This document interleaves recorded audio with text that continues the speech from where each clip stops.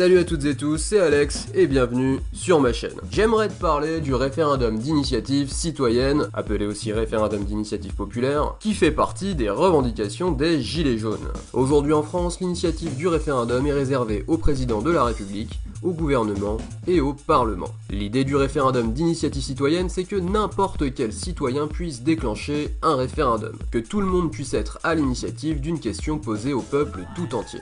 C'est un outil de démocratie qui existe déjà dans d'autres pays. Suisse, Italie, Liechtenstein, Croatie, Estonie, Venezuela, quelques landers allemands et certains états des États-Unis. En France, de nombreux partis politiques avaient cette réforme dans leur programme, mais les médias n'en parlent quasiment jamais.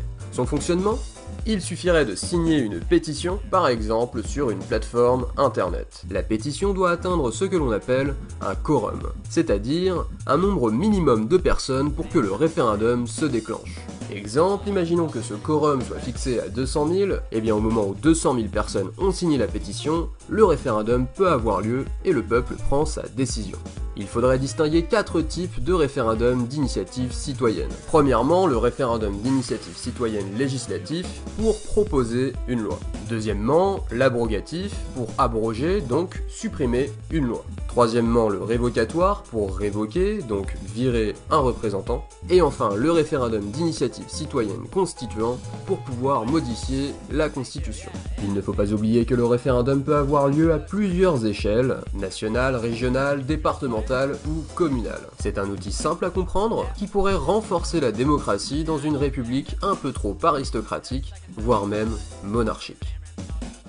Le RIC pourrait donc devenir la revendication principale des Gilets jaunes, puisqu'avec cet outil démocratique, eh bien les Gilets jaunes pourraient potentiellement faire passer tout le reste de leurs revendications. Ceci dit, la qualité et l'efficacité d'une telle mesure dépend de sa mise en place et de l'écriture des articles de loi. Attention aux magouilles politiciennes. En France, en 2008 puis en 2013, les politiciens et médias annoncent la création d'un référendum d'initiative populaire, prévu dans la Constitution à l'article 11.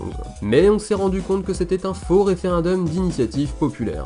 Dans le texte, l'initiative du référendum est en fait réservée aux parlementaires qui doivent réunir 1/5 des membres du Parlement. Et pour que le référendum puisse être organisé, les parlementaires doivent obtenir 4,5 millions de signatures de citoyens. C'est pourquoi ils ont qualifié ce référendum de populaire. Mais à aucun moment le peuple n'a l'initiative. Ils ont donc ensuite appelé ça référendum d'initiative partagée, mais en fait c'est un référendum uniquement d'initiative parlementaire.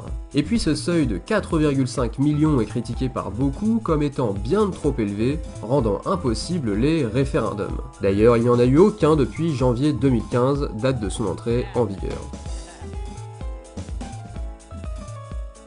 Et c'est d'ailleurs depuis cette manipulation de langage que l'on préfère l'appellation référendum d'initiative citoyenne plutôt que populaire. Le gilet jaune Maxime Nicole, alias Flyrider, a même pris soin de l'appeler le RIC Carl pour qu'un maximum de citoyens comprennent les différents degrés de puissance d'un RIC, et aussi pour ne pas se faire endormir par les éléments de langage des représentants qui pourraient chercher à instaurer un RIC à leur avantage.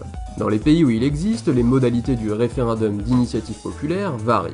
Cela dit, aucun de ces pays ne dispose aujourd'hui des 4 types de référendum. Merci de m'avoir écouté jusqu'au bout, j'espère que cette vidéo a été éclairante. Un petit j'aime, un petit commentaire ou un petit partage, ça ferait plaisir. Si tu as quelque chose à ajouter ou si j'ai dit une connerie par exemple, eh bien n'hésite pas à le signaler. On se revoit bientôt, allez ciao ciao.